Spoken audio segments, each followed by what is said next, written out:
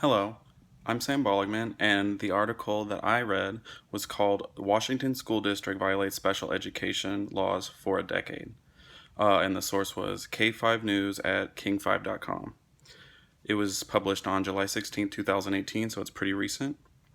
Um, the article was about this student with autism named Anthony Ramirez, and his autism was so severe to the point where he was nonverbal. He communicated through grunts and staring at what he wanted. So he would grunt and move his tongue for food. He would grunt and look at his mom's hand if he wanted to watch videos on her phone, or grunt at the back door if he wanted to go play with the animals.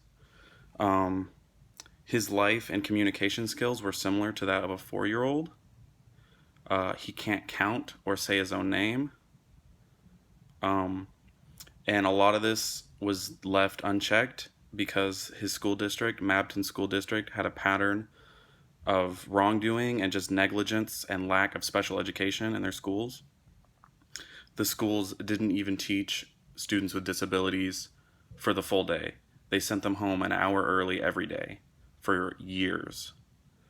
Um, the staff, instead of engaging with the students, would give them non academic tasks such as napping. Um, they wouldn't give them access to assistive technology like iPads for communicating, stuff like that. They didn't provide licensed specialists to help people with disabilities, be it autism or anything else. And they would punish Anthony for behaviors directly related to his disability, even though they weren't helping him with his disability.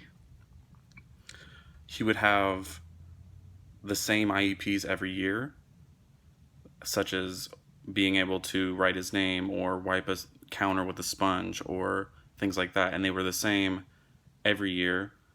And so that indicated to me that there was, in the school, that there was no progress being made, or to the parents, I mean. Um, they blatantly lied to his parents about the services he was receiving. One year, they recorded that Anthony was made to take 75 naps throughout the whole year. So that is just 75 naps worth of babysitting rather than education like he should be getting. Um, and after they went through this, discovered all this wrongdoing, and actually started to provide him with the things he needed, they provided him with an iPad. And the first thing he said was, "I want marble," a small step. And then a week later, he expressed, "I am frustrated." And I was just immediately appalled by this blatant negligence by the school of this poor kid, this poor sweet kid with autism. And just confused that they could get away with it for so long without being caught, or any of the parents complaining or finding out that their child wasn't being treated properly and taught properly.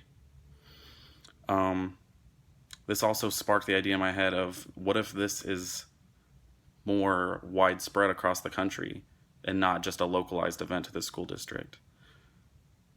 Um, to prevent this, I think closer inspection and regulation of schools should be done.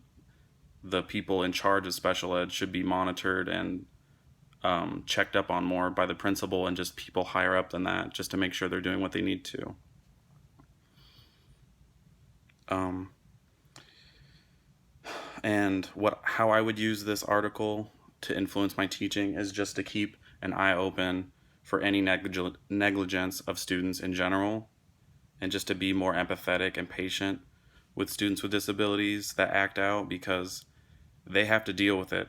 You have to deal with them, but they have to deal with this stuff themselves, and it can be frustrating, like Anthony expressed. Um, and just always have adjustments and backup plans for those with disabilities, and to work closely with the special ed teachers to formulate those and implement those. Anyway, that's the article.